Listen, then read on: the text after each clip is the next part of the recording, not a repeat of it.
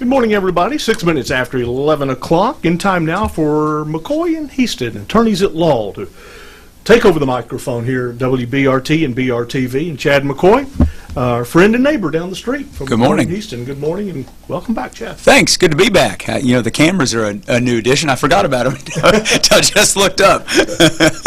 Well, it does help to get the cameras on, doesn't it? That's right. Here we go. This half hour we're going to do twice a month. Yep. Giving the people the opportunity to call in and ask questions. Today we'll probably do a lot of, or you will do a lot of talking. Make sure we get that clear about some things. But first, tell us a bit about the law firm. And yeah, let me tell you what's been going on. In February, I was fortunate enough to have a longtime friend of mine, Sheila Hiestand. She and I were both attorneys back in Lexington. I always say back in the day, back in the mid-'90s. We started off at defense firms together, and our spouses are both physicians who knew each other from med school, and we have a bunch of mutual friends. So over the years, Sheila and I have kept in touch, have worked together on some cases. She was actually the past president of the Kentucky Justice Association, which is the plaintiff's bar here in Kentucky. So she's kind of a bigwig, and fortunately for me, she was looking to do something a little different. She'd been with a big firm, and we hooked our wagons together, and here we go. so now with two locations. Two locations, that's right. We've got a Louisville office at 108 Browns Lane, which is, I'm not super familiar with Louisville, but it's over there by the malls. I know I can drive to the mall and get there, and kind of across the street from Trinity High School. Okay. So we've got an office there with 2 or 3 staff folks, and that's where Sheila kind of bases out of. And obviously we've got our office next door down here at 114 South 3rd Street. So hopefully with that, Sheila is actually licensed in Indiana, Kentucky, and Tennessee. So what we're doing is pretty much hitting cases, we call it the I-65 corridor, from Indianapolis to Nashville, sort of where we're traveling to, focusing on. It's got us busy. It's got us on the road a lot, but it's been fun. That's good. And Sheila will be joining us in future shows, sometimes Absolutely. in person, sometimes via telephone. Yeah, we're going to try some new technology out. Technology, yeah. See how that goes. So we look forward to that. You've come in today with about 3 topics, and we've all, when we talk with our auto insurance agent, Right. hear them talk about underinsured and uninsured motorists. That is a provision that you can have on a policy. From your standpoint, what does it mean to you? Sure. That's from the person that's got it, but's been involved with an accident with somebody that may not have it. And what's really important is, you know, most of my practice is dealing with folks that have been injured in a car wreck. That's kind of our bread and butter. And unfortunately, the minimum coverage in Kentucky is $25,000. And that was an amount that was passed, I think, literally in 1972. And it has not been increased. So there are a lot of folks out there that only have $25,000 in insurance coverage. So if they cause a wreck and you get hurt because of something they've done, you end up going to the hospital having medical bills. I mean, as you know, medical prices have skyrocketed. So once you're past that $25,000, there's nothing left for you. And that's where this uninsured or underinsured, and it's 2 different things, but they get wrapped together. So the situation is either the person that hit you doesn't have any insurance, or they have some, but they just don't have enough. Okay. This is additional coverage that you can buy that will protect you and your family. And so it's really, really important. It's not just protecting you from liability, it's protecting you to help when you've been injured. And the thing I really wanted to talk about a little bit, I know folks that have come to see me in the past or heard us on the radio, we've talked about how you have 2 years from the date of an accident in order to do something about it legally. In Kentucky, that's the statute of limitations. 2 years, and there can be some extensions, but that's what we generally just say, the 2 years. What happens with your underinsured coverage is you may not know that you even need to use it until that 2 years is up. You know, you've gone either through a lawsuit or you've settled with the person that hit you. That's when you find out how much insurance coverage they have. Well, what the insurance companies are doing is they're trying to sneak in a shorter time frame. trying to tell you that on your underinsured coverage, because it's a contract, in the contract it says you've got 1 year. So now you're kind of faced with this situation of, wow, they say I've got 2 years from the date of the wreck to sue the guy that hit me, but now I've only got 1 year, possibly, to go at and get my own coverage that I'm paid extra for.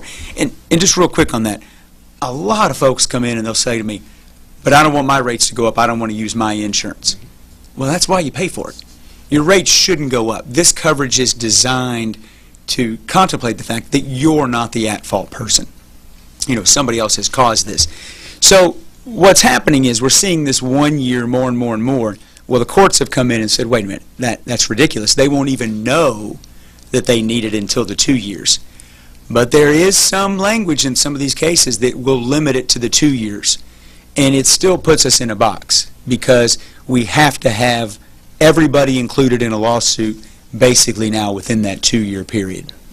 And an injury can crop up long time away. Absolutely. And what really more to the point happens, and again this sort of comes back into the expense of health care. You know, you're in a car wreck, you have back pain. Everybody hopes that, okay, it's a pulled muscle, it's a strain, it's something that's going to go away. So you go to the doctor, they x-ray, there's no broken bone. What do? They now start quote-unquote conservative treatment. Let's put you on some anti-inflammatories for 4 weeks. Let's see what happens. Now a month goes by, you're not better. Okay, let's try physical therapy. Now 3 months go by, you're not better. Let's try cortisone injections. You know, and this just sort of goes on and on and on while we try to take the cheapest medical route to solve your problem.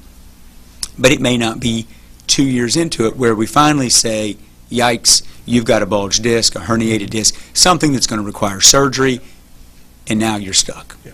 Going to see a CAT scan is going to what it's going to take to see that, and those aren't cheap. Well, or an MRI. Or an MRI. Yeah, and you know that's something we run into all the time. A person with a herniated disc will have a perfectly normal X-ray because that X-ray is only going to show the bone, not going to show the soft tissue that's in there. Right. So it really does take a lot of time and something that's, I just bring it to your attention for the folks out there. Talk to your agent about it. First of all, make sure you've got the coverage.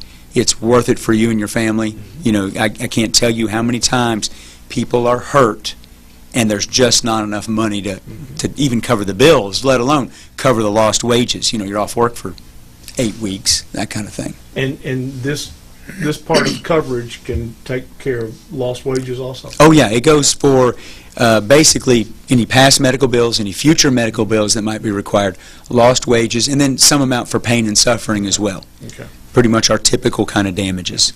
And as you pointed out, I think it is inexpensive, and again, you're not at fault in these cases. That's right. You're the victim. You're the victim. You're the victim. And worst case scenario is you're the victim of somebody that has no insurance. Exactly. And then they would need your. And you know the old phrase, you can't get blood out of a turnip. Yeah. And if they're driving around without any insurance, they're probably a turnip, and there's not going to be anything for you to get. Yeah. So keep that in mind and have that conversation with your, exactly. with your Exactly. insurance agent. Excuse me. You asked me to. This morning, you said something about Camp. Yeah. Let me. You may be aware of what is coming out and what has gone on, but it looks like from sometime in the late '80s through sometime in the late '90s that folks that were stationed at Camp Lejeune, which is the Marine base, looks like the water, not just for the Marines on base, but for the men and women, the family members that were living there as well, looks like the water contained a bunch of cancer-causing chemicals. They had unfortunately, a dry cleaning business that was leaking. Dry cleaning fluids are apparently very powerful, very toxic. Yeah. And also the chemicals that they used to clean the equipment. So the guys that were there working on any equipment that was at the base, all of those chemicals were running into the watershed. And now here we are, 20, 30 years later, we're starting to have folks get a lot of really weird cancers. Cancers that when you talk to the experts, they'll say, you know what, you don't just get that cancer. That cancer comes from exposure to these particular chemicals. Well, what the U.S. government did, it's been about a year ago now, they went ahead and sort of admitted that this happened. and I'm a little cynical, but I think the reason they did it was now everybody's on notice, and your statute of limitations, again, here's that word again, statute of limitations is your ability to sue. If you don't act within the time frame, you don't get to act at all. And so now there's an argument that the statute of limitations is running. And so there's a whole lot of folks, think all the Marines that went through that base, over this time period, who have potentially been exposed. Some of them have already had cancer, some of them have passed away from it. So if you or a family member was there and has had any kind of these issues, going to be important to see somebody about it. We are handling a bunch of those cases right now. And what's interesting, and this is where Sheila's been such a good fit with me, there is a different court system when you go to sue the federal government. So anytime you're involved with the federal government, it's the Federal Board of Claims. And Sheila is an active participant in the Federal Board of Claims, knows that system inside and out. I wouldn't know even where to start, but it's good to have her. She's got it, and we're actually doing a bunch of these cases right now. So you hope the federal government's going to step up and do the right thing here. As you pointed out, two things, the statute of limitations that may be running on that, and thousands and thousands of people have gone through Camp Lejeune, whether it's been for 6 weeks. I'm right. Sure we're talking about not being able to determine how much exposure, if any at all, And apparently it was in, the regular old drinking water. So if you brushed your teeth, if you had coffee, you were constantly being exposed to it. And then those people should, besides seeking legal counsel, should be seeking medical counsel. Yeah, absolutely. And the government, to their credit, has some nice information on the VA website that you can go and find out. But, kind of typical VA here, we're seeing they've got all sorts of problems, and this is just one of them, unfortunately. I mean, I say kind of like, but we have an Agent Orange issue from the Vietnam War, right? Where our soldiers were going through the jungles that had been sprayed with, probably weren't much of a jungle left after Agent Orange. That's right. And the government has done a good job of working with those veterans on that. And I'm afraid we're going to see another one out of the Iraq War. You're hearing a lot of folks with issues. So please take care of that. Statute of limitations. I mean, usually you hear about that in criminal stuff, but it is in civil. Civil stuff. And here's the deal. The theory of the law is that we don't want people to sit around with a claim. If you've been wronged, get off your rear end and do something about it. This is kind of the thought. Sometimes the judicial system sits around. Well, yeah, no. Once you get it to us, we're going to sit on it forever. But basically, the concept here is you ought to act when you know that you've been hurt or injured, and that could be an economic injury. If someone has breached a contract with you, or it can be a physical injury. And what's important to know is that the statute of limitations is different for all sorts of different things, but it's the shortest for physical injury. And I think the thought is, well, when you're hurt. So if your arm's broken and that was caused by a car wreck or because somebody pushed you off a ladder, you've only got 1 year for most physical injury cases. The real problem, though, comes up when it's medical malpractice. Sometimes you don't know that you've been injured. You go in to have a surgery, something gets botched. It may take a year or more to figure out that, holy cow, something bad happened. And there are some exceptions, but again, I just preach the 1 year rule, make that what you live by, and that'll keep you within the statute, so to speak. And should somebody be moving through the legal/judicial system on this, I'm sure you will advise them to not have a closure end date, because as we pointed out, you may be able to get something settled quickly, but you may find an injury. We may not know the extent of the injury. That's right. And not to pick on the insurance folks, but that is very typical. They want to try to get you to resolve your claim very quickly. They'll offer you what seems like a good amount. Here's $1,500. And let's say you were in a car wreck 3 days ago, you might be thinking that sounds great, but the reality is take your time. There's no need to jump the gun. Go through the medical process. I tell folks after they hire me, ignore me. Go get yourself better. Let's see what the doctors have to say about all this. And then once we know, we can do something about it and make sure we get you everything that the law says you're supposed to get. Another topic you wanted to talk about today was arbitration, and it seemed like I signed a contract the other day. And I was reading that aspect of it. You hope it doesn't come back to right. But in certain business contracts, companies may want you to agree to arbitration should you have a disagreement somewhere soon or later in your relationship with them. And just so folks understand, arbitration is almost like a private court system. Rather than your constitutional jury trial, you agree in an arbitration that you're going to have a third party make a decision for you. And it's not always a bad thing. Not always. It's one of those things. I think the concept makes a lot of sense. It's going to be faster. You hope you're going to get somebody that's familiar with the issues. Here is the problem in reality. In reality, industry controls it. And so you end up with a non-level playing field. You know, if you're going to go arbitrate with the cruise line company, so let me give you an example because a lot of folks may not know this. If you buy a ticket to go on a cruise, Carnival Cruise Line, Princess, whatever, doesn't matter, on the back of that ticket that you've never seen, paragraph 9 says, if you have any dispute with us, you agree to arbitrate, number 1, in Miami, Florida. Number 2, with our arbitrator. Now, right out of the gate, you know, you've got all that hassle and expense. So you go on a cruise, you get sick, you get listeria or whatever it is, your vacation's ruined, and you try to do something about it legally.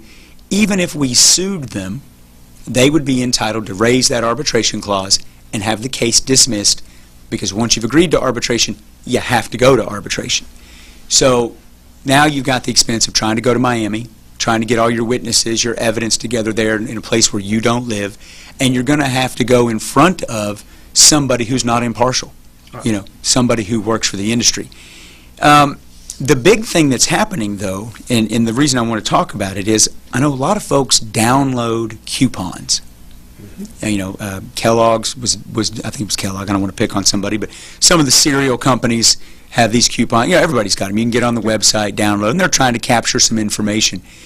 But what they started sneaking in there was when you click here to download our coupon, you're agreeing that from this point forward, if you ever have a dispute with that company, you agree to arbitrate. And it's a valid and binding contract because they're giving you something. They're giving you a coupon. They didn't have to give you a coupon, and you've agreed, even though most of us don't read any of that quote-unquote fine print, but right there it is. You're agreeing by downloading the coupon, no more lawsuits. And so they're taking away your ability to go to the jury, your ability to have the jury of your peers where you live, figure out your issues, and instead, I really don't know what you're agreeing to because there's no telling where it's going to be. And unfortunately, the courts are upholding it. It's and they're called click-through agreements, and they used to be called shrink-wrap agreements. You know, agreements that you don't really even see the terms until it's too late. Yeah. But they are enforceable, unfortunately. You do things on the line, and it'll say, you know, I'll hit enter or whatever, and it'll say, nope, you can't do that until you check off and agree that you are. And that you've read our terms, and so what? In the good ones will make you, you know, scroll to the bottom, sort of a thing, and then click through. Yeah. And well, that's interesting. I don't know that it'll make very many people not do that, but they need to be aware that. Well, so I wrote an article on this earlier in the summer, and we got quite a bit of. It got around, which was great, and General Mills agreed to sort of change their policy. The press had gotten so bad, not just from mine, but there were lots of folks writing about it and getting the word out, and that was ultimately bad for business. So, you know, I'm a big proponent of voting with your dollars, and that was a way everybody was able to get together and get the company to change what they were doing. All right, we do have a caller. We we'll go ahead and we got a couple of things to do. Chad and I both need to headphone up, so I think we're there. Can you hear okay, Chad? Yep. All right. And we go to the phones. Caller, good morning. Good morning, y'all. Hey, I'm just listening, y'all. The question is, my wife was in a car wreck, her and my son, and she got a knee injury from it. But she went to therapy, got it. They said it's okay now. Does she still have 2 years, the day of that date? If anything happens, they still liable for it? If she hasn't otherwise settled with them, then yeah, she has 2 years from the date of the injury in order to make a legal claim. Okay. Now, typically what will happen is during that 2-year process, gather up the medical records, see what her injuries are, present the insurance company who represents the person that caused the wreck, present them with what I call a demand package, and just explain to them, look, here's what we need. She had this much in medical bills. She had this much in future medical she's going to require. She missed this much work. She went through a lot of pain and suffering for a knee injury. You need to pay us X, whatever that's going to be. Yeah. And then if they don't, that's when, quite frankly, you go ahead and file a lawsuit and get this thing moved out away from an insurance adjuster into the hands of the attorneys and see if you can't get something done. Okay. Now, did she get her PIP payments lined up? Yeah, they took care of all the medical bills. I don't know if there was a settlement with her or not, or they just settled with or she just settled for them just to do the medical. Okay. And nothing else. I don't know. Well, and without looking at it, I wouldn't be able to tell you. They'll try to move in pretty quick and offer her a little bit of money to make the whole thing go away. Okay. All righty, I appreciate it. Hey, you're welcome. Thank you, sir. Chad used the terminology PIP in there. In PIP is in Kentucky, we have, people will have heard it called no fault. We have no fault benefits, and basically what that means is that your insurance company is going to take care of you regardless of fault for the first $10,000, and that's you and everybody in your car, and then same for the other folks that might be in the car wreck. Behind the scenes, then the insurance companies kind of get together and pay each other back depending upon who was at fault.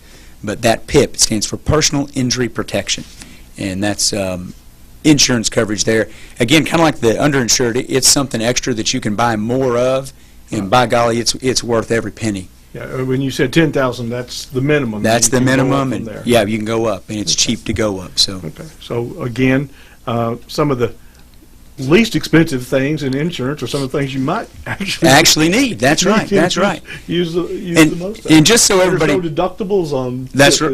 Yeah, there's a $1,000 deductible. $1,000 deductible. Yeah, okay. yeah. Okay. That 2 years from the date of the accident, there are some circumstances that can even make that a little longer if need be. But I'd advise you to see an attorney. I don't want to get into any of the technicals. It's safer just to say 2 years from the date of the wreck. But there are things we can do to extend that a little bit. Yeah. But get some legal help. Yeah. One of the gentlemen that works with us here, I'm not sure how it happened, but anyway, he was having some issues and with pains in the leg and whatever, and it was they found a chip, that had broken loose, and it may have floated around for who knows how long. And boy, but when it hits a nerve, as it truly did, it hits a nerve. So, okay. So those are the kind of things that you need to be aware of that can happen That's in an right. accident and not show their little selves until years later. Exactly. Tell us a little bit more about arbitration agreements. Sure. Does some of them you mentioned, get changed up because of public pressure? Can some of them get changed because of legal pressure? I'll call it that. Can you just throw them out? Unfortunately not. There are actually, at both the federal and state level, there is legislation that says, essentially, if you've entered into an arbitration agreement, then that arbitration agreement bars you from coming to court. So we've got to go follow the arbitration agreement. The only way that a court will get you out of one is if the court finds that you were fraudulently induced into the arbitration part. Just that part. Just that part. Yeah. So even if you were fraudulently induced to sign the contract, you can still be held to the arbitration part. But so very, very tough, actually. And again, the reason for that is it makes sense on paper to have a faster dispute resolution process. Yeah, that's what everybody's wanting is a resolution, and typically the faster the better. Right. But as you said, you want it to be not necessarily a jury of your peers, but in this case, you want it to be you want a level playing field, a fair right. person acting as judge. And the problem is, I know everybody gets frustrated with the court system, but we didn't create it. It is the result of thousands of years of tinkering and wisdom that goes into that. There's a reason we have juries. There's a reason that we have the rules of evidence. And when you arbitrate, the rules of evidence are gone. They're out. You're just bringing in anything you want to bring in. So all the hearsay in the world gets to come in. Yeah. So keep that in mind. Exactly. When signing a contract that you think involves money or could involve anything. Well, and here's where you're going to run into it. Nursing homes, doctors' offices, they've been, a lot of times now, you want to put mama in the nursing home? Fine, sign our paperwork. They hand you a stack of 25 pages. One of them is an arbitration agreement. Okay. Doctors started doing that as well. So look through it. We are responsible in America for our actions, and you don't sign things without reading it. That's what it boils down to. I guess don't ever think you're going to offend somebody by saying, I'm not going to sign these now, I'm going to go back and review them, or have someone review them. Exactly. And then I'll be back, especially as you mentioned, nursing home stay and things that involve not only money but also a loved one. Exactly. More That's importantly, right. That's right. One, yeah. So just kind of keep that in mind. On your Kellogg's thing now. Your coupons? I don't know. Yeah, you just switch over to General Mills. That's right. I think that's who it was. The other guys out there. I'm assuming. I can't keep up with my cereals. Chad, how do people get a hold of you and Sheila at McCoy and Hiestand Attorneys at Law? They can call us at 1-800-254-4444. Again, that's 800-254-4444. Or if you're in Bardstown, just want to call 233-8385. Either one's great. Love to talk to you. Sheila and I are available literally anytime, so just give us a call and be glad to talk to you about anything. Okay. You do have a website? We have a website. It's this is the only negative of Sheila. Her last name is Hiestand. So the website is McCoy and Hiestand. That's McCoyHiestand.